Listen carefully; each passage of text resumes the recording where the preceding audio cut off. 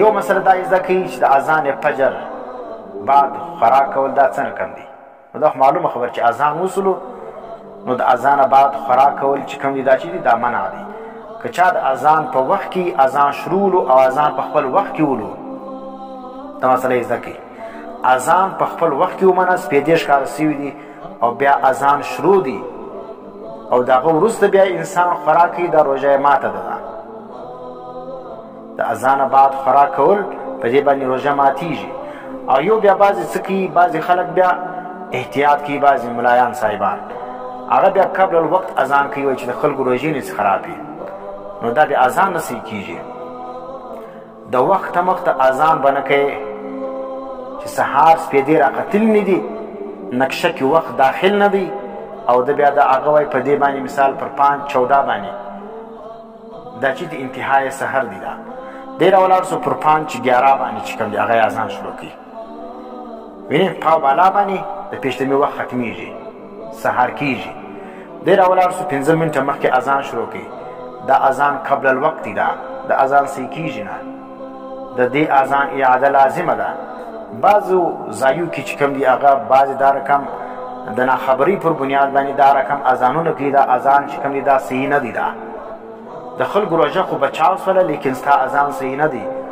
ځکه تاسو وګورئ په نقشو کې عام طور لیکلي چې 5-15 باندې چې کوم دی هغه مثال د انتهای سحر ده. د هغه وروسته بیا 15 منټه بعد ورکړي چې اذان فجر به دونه قدر کوي. ځکه هغه یو مسله د اختلافي چې د سهار او د پیشلمي ټیم چې کوم دی هغه په څو باندې داخلېږي. نو بعض علماوې پر 18 ډګري باندې دا د سهار وخت چې کوم دی هغه داخل دی، سپېدې راخېږي. او بعضې علماوې پر 15 ډګري باندې چې کوم دی هغه د سهار وخت دا داخلېږي. نو دغه چې کوم ده نو که 15 ډګري کې که 18 ډګري کې نو ځکه احتیاط دا دی پر 18 ډګري باندې ته څه وکړې خوله بنده کې او 15 ډګري باندې اذان وکړې نو د دواړو څخه بچی شي.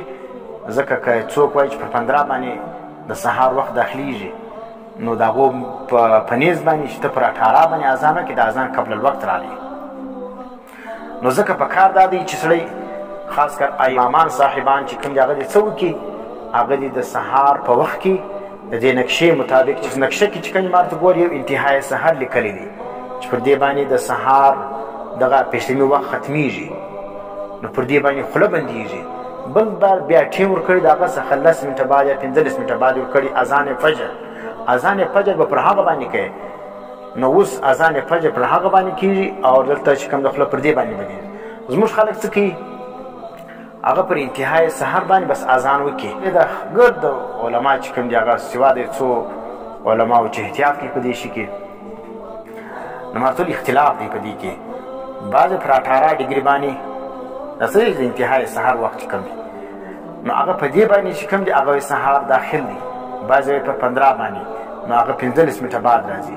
نو په هغه باندې چې کوم دی هغه د سحر وخت داخلېږي. نو اوس چې کوم څوک پر دغه انتهای سحر باندې اذان کوي او دغه بعد فوراً منځ کوي دا صحیح عمل نه دی. دا ځکه د هغو علماو په نیز باندې چې په 15 ډګري باندې سهار کېږي نو د هغو په نیز باندې د اذان هم قبل الوقت دی او دغه لمونځ هم قبل الوقت سلو.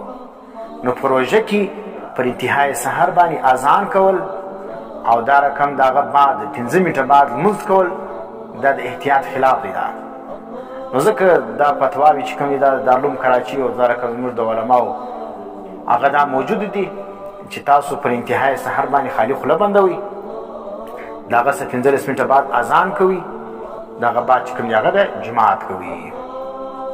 نو دا چې کوم اعمال دلته جاري دي دا عمل چې کوم دی چې مثال مازې انتهای سحر وصلو نو بس د هغه بعد چې کوم دی اذان هم کوي او جماعت هم کوي. دا عمل صحیح عمل نه دی. دا ښه نو خلاصه تاسو له چې قبل الوقت اذان هم نه دی صحیح او د اذان په مابین کې معنی که اذان په خپل وخت کې د اذان په مابین کې ډوډۍ خوړل یا اوبه څښل دا بیا چې دا بیا منع دي.